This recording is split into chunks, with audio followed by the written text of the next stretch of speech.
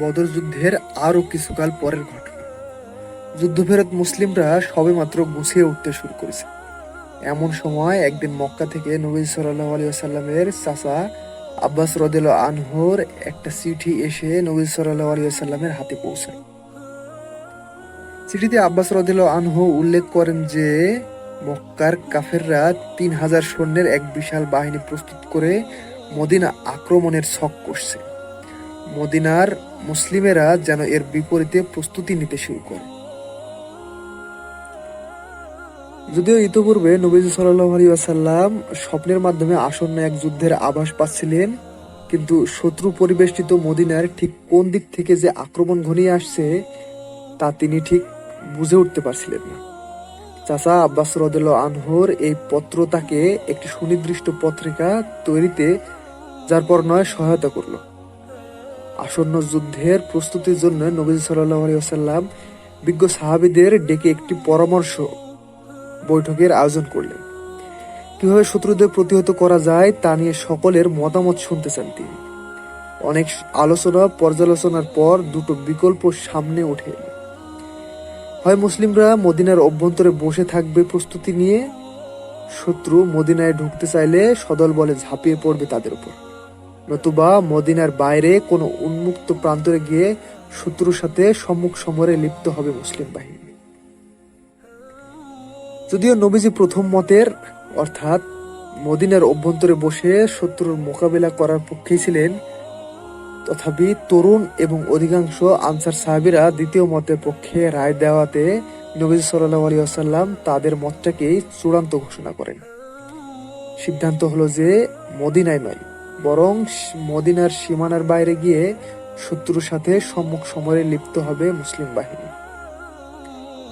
নবী সাল্লাল্লাহু আলাইহি ওয়াসাল্লাম আল্লাহর প্রেরিত একজন রাসূল, তা সত্ত্বেও বিজ্ঞ সাহাবীদের মতামতকে তিনি কোনোদিন উপেক্ষা করতেন না।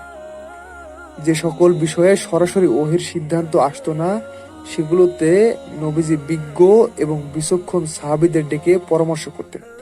তাদের কথা মনোযোগ দিয়ে শুনতেন এবং তাদের মতামত যদি নবীজির মতামতের চাইতেও অধিক বাস্তব আর সুদূর প্রসারী মনে হতো, তিনি নির্দ্বিধায় নিঃসংকোচে সেই মতটাকে নিজের মতামতের উপরে প্রাধান্য দিতেন।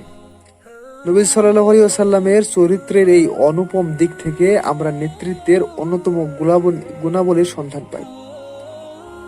যত বড় নেতাই আপনি হন না কেন, অন্যের মতামতকে যদি গুরুত্ব না দিতে পারেন, তাহলে নেতা হিসেবে আপনি কখনোই পরিপূর্ণ হতে পারবেন না। একজন ব্যক্তির মস্তিষ্ক থেকে সকল ব্যাপারে সর্বদা সঠিক সিদ্ধান্ত বেরিয়ে আসবে তা ভাবাটা কখনোই যৌক্তিক নয়। সাহাবীরাও নবী সাল্লাল্লাহু আলাইহি ওয়াসাল্লামের এই অনুপম গুণাবলী সম্বন্ধে জানতেন, তাই ওহীর সিদ্ধান্ত আসেনি এমন ব্যাপারগুলোতে মতামত দেওয়াতে তারা স্বতঃস্ফূর্তভাবে অংশগ্রহণ করতেন। 1000 সদস্যের একটা মুসলিম বাহিনী প্রস্তুত করা হলো। নবী সাল্লাল্লাহু আলাইহি ওয়াসাল্লাম নিজেও শিরস্ত্রাণ পরে তলোয়ার সমেত বেরিয়ে এলেন। চারদিক থেকে তাকবীর ধ্বনি শোনা গেল। সেই ধ্বনিতে প্রকম্পিত হলো মদিনার আকাশ বাতাস। যদিও কাফেরদের 3000 সৈন্য বহরের বিপরীতে মুসলিমরা সংখ্যায় অনেক কম, কিন্তু নিকট অতীতে বদর যুদ্ধের সফলতা তাদেরকে দারুণভাবে উজ্জীবিত করে রেখেছে। ফলে মুসলিম শিবিরে আতঙ্কের বদলে আনন্দ উদ্দীপনার ঢল দেখা গেল। রওনা করলো মুসলিম সৈন্যরা। মরুভূমির বিস্তীর্ণ বিরান পথ মাড়িয়ে এগিয়ে চলল অকুতোভয় বীর সেনানীর এক দল, যাদের চোখের তারায় শাহাদাতের তামান্না, হৃদয়ে অফুরান সাহস আর অন্তর ভরা আল্লাহর উপর নির্ভরশীলতা। সংখ্যায় হয়তো বা কম, কিন্তু আত্মবিশ্বাসের জোরে তারা দুর্দান্ত রকম বলিয়ান। তাদের চোখের সামনে কেবল বিজয় কিংবা শাহাদাতের তৃষ্ণা। কিন্তু পথিমধ্যে বাদ সাধল একজন, আব্দুল্লাহ ইবনে উবাই। মদিনার জীবনে ইসলামের প্রতি যার দ্বিমুখী আচরণ ছিল সর্বজন বিদিত। নামকাওয়াস্তে মুসলিম সেজে থাকা, নবী সাল্লাল্লাহু আলাইহি ওয়াসাল্লামের পেছনে সালাত আদায় করা থেকে শুরু করে ইসলামের যাবতীয় বিধিবিধান সম্পন্ন করেও সে ইসলামের শত্রুদের সাথে আতাত করে বেড়াত। বরাবরের মতো উহুদ যুদ্ধের দিনও তার দ্বিমুখিতা প্রকাশ পেয়ে গেল। মদিনা থেকে যুদ্ধে যোগ দিতে আসা 1000 সৈন্যের মধ্য থেকে 300 জনকে ভুলভাল বুঝিয়ে এবং এই যুদ্ধে মুসলিমরা যে নাস্তানাবুদ হবে সে হুঁশিয়ারি শুনিয়ে আব্দুল্লাহ ইবনে উবাই ফিরিয়ে নিয়ে গেল। একে তো মক্কার কাফিরদের তুলনায় মুসলিমরা সংখ্যায় কম ছিল, তার উপর এমন মুহূর্তে ইবনে উবাইয়ের এহেন দ্বিচারিতা অন্য মুসলিম শিবিরের জন্য একটা বড় ধরনের ধাক্কা ছিল।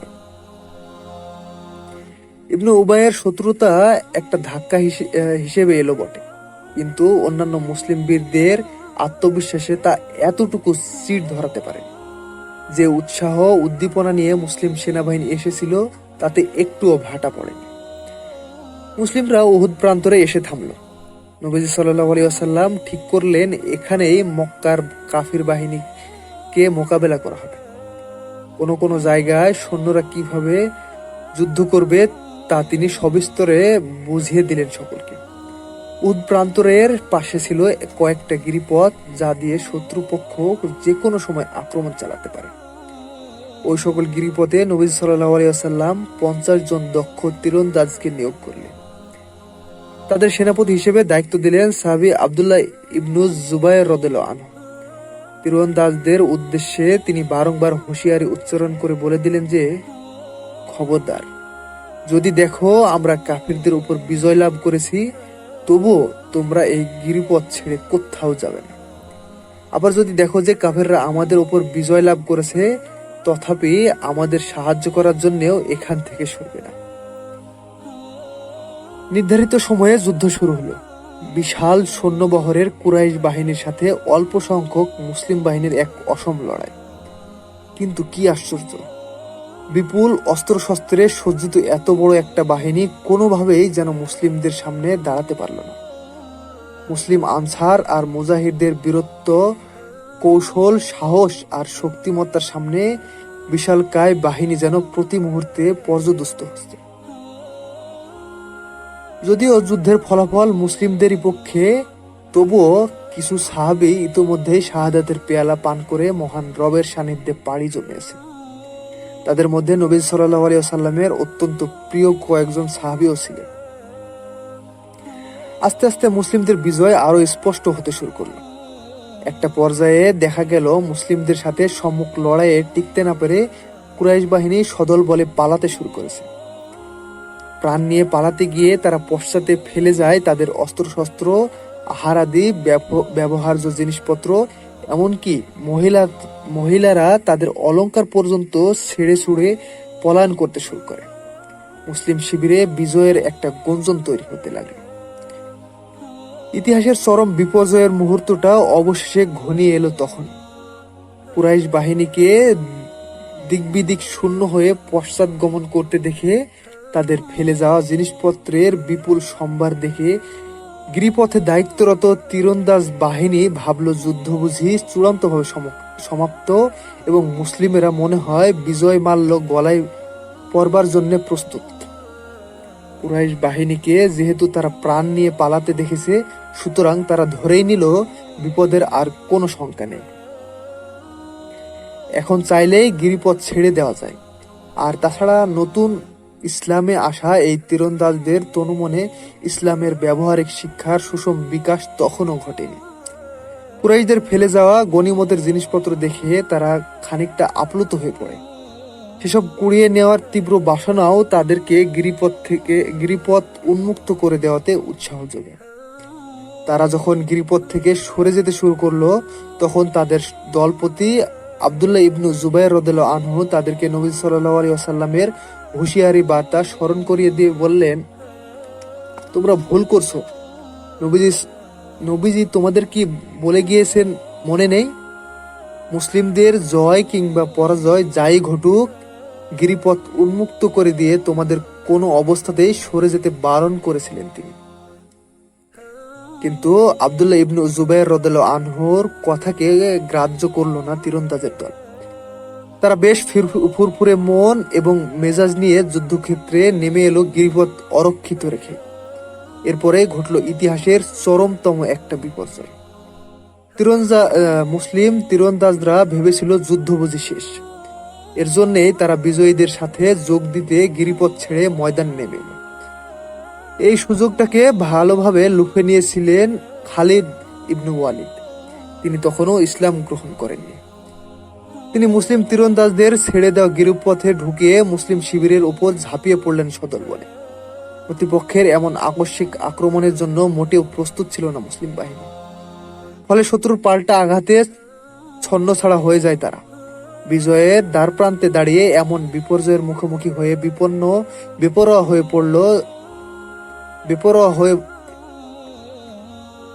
হয়ে পড়ল এতক্ষণ ধরে বীরদর্পে লড়ে যাওয়া দলটি। শত্রুর সাথে কুলিয়ে উঠবার কোনো রাস্তাই যেন আর অবশিষ্ট নেই। এবার একে একে শাহাদাতের অমীয় সুধা পান করলেন অনেক সাহাবী। এমনকি শত্রুর এই আক্রমণ আল্লাহ রসুল সাল্লাল্লাহু আলাইহি ওয়াসাল্লাম পর্যন্ত পৌঁছে যায়। নবীজি নিজের বাহন থেকে পড়ে গেলেন। ভেঙে যায় তার একটি দাঁত। শিরস্ত্রাণের একটা অংশ ভেঙে তার চোয়ালকে ক্ষতবিক্ষত করে দেয়। তখন কতিপয় অসীম সাহসী সাহাবী এসে নবীজি সাল্লাল্লাহু আলাইহি ওয়াসাল্লামকে নিরাপত্তা বলয়ে আবদ্ধ করে ফেললেন, যেন শত্রুর আর কোনো আঘাতের আঁচ তাকে স্পর্শ করতে না পারে। ওদিকে লড়াইও থেমে নেই, কিন্তু যে কৌশল এবং যে ছকে মুসলিম যোদ্ধারা এতক্ষণ লড়েছিল সেটা অকার্যকর হয়ে পড়ল। কোন কৌশলে আগালে শত্রুকে পরাজিত করা যাবে সেটা বুঝে উঠতে হিমশিম খেতে লাগলো মুসলিম বাহিনী। কোথাও যেন নেতৃত্ব নেই গোছালো কোনো আক্রমণ। সবখানে কেমন যেন একটা ছন্নছাড়া ভাব। একসময় যুদ্ধ শেষ হলো। 70 জন সাহাবী শহীদ হলেন। শত্রুপক্ষের 20 কিংবা 22 জন মারা গেল। যদিও আপাতপক্ষে যুদ্ধের ফলাফলটা শত্রুপক্ষের দিকেই ঝুলে আছে, কিন্তু নবীজি সাল্লাল্লাহু আলাইহি ওয়াসাল্লামের শেষ মুহূর্তের নির্দেশনা, কতিপয় সাহাবীদের প্রাণপণ লড়াই এবং বুদ্ধিমত্তার জোরে মুসলিমরা আরো বড় বিপর্যয় থেকে বেরিয়ে যুদ্ধটাকে সমাপ্তির দিকে নিয়ে যেতে সমর্থ হয়। শহীদ সাহাবীদের দাফন কাফন সেরে মুসলিমরা ঘরে ফিরে এলো। নবী সাল্লাল্লাহু আলাইহি ওয়াসাল্লাম উহুদ যুদ্ধের ফলাফল নিয়ে ভাবতে শুরু করলেন, যে কারণে উহুদে বিজয়ের দ্বারপ্রান্তে গিয়েও তাদেরকে শোচনীয় অবস্থা বরণ করে ফিরতে হয়েছে, তার সঠিক কারণ ও সেগুলো কাটিয়ে উঠবার পরিকল্পনায় মনোযোগ দিলেন তিনি। উহুদের লড়াইয়ে মুসলিমদের সার্বিক বিপর্যয়ের কারণ তীরন্দাজ বাহিনীর শেষ মুহূর্তের সিদ্ধান্তটাই। তারা ভেবেছিল যুদ্ধ শেষ। তাছাড়া গনিমতের জিনিসপত্রের বাহার এবং ব্যাপক সম্ভার দেখে তাদের মনে তা সংগ্রহের প্রবল তাড়না হয়ে ওঠে। ফলে তাদের অধিকাংশ সদস্য যুদ্ধ শেষ মনে করে গিরিপথ উন্মুক্ত করে দেয়। কিন্তু এই পথে যে একটা আক্রমণের আশঙ্কা থেকে যাবেই, সেটা নবীজি সাল্লাল্লাহু আলাইহি ওয়াসাল্লাম যুদ্ধের পূর্বেই আঁচ করেছিলেন এবং তদানুযায়ী তীরন্দাজদের নির্দেশনাও প্রদান করেছিলেন। জয় কিংবা পরাজয়, কোনো অবস্থাতেই তারা যেন গিরিপথ ছেড়ে না যায়। কিন্তু তীরন্দাজ বাহিনী তা থেকে বিস্মৃত হলো এবং আব্দুল্লাহ ইবনু জুবায়ের নবীজি সাল্লাল্লাহু আলাইহি ওয়াসাল্লামের নির্দেশ তাদের স্মরণ করিয়ে দেওয়ার পরেও তারা তা গ্রাহ্য করল না। বিপর্যয়ের সূত্রপাতটা এখান থেকেই।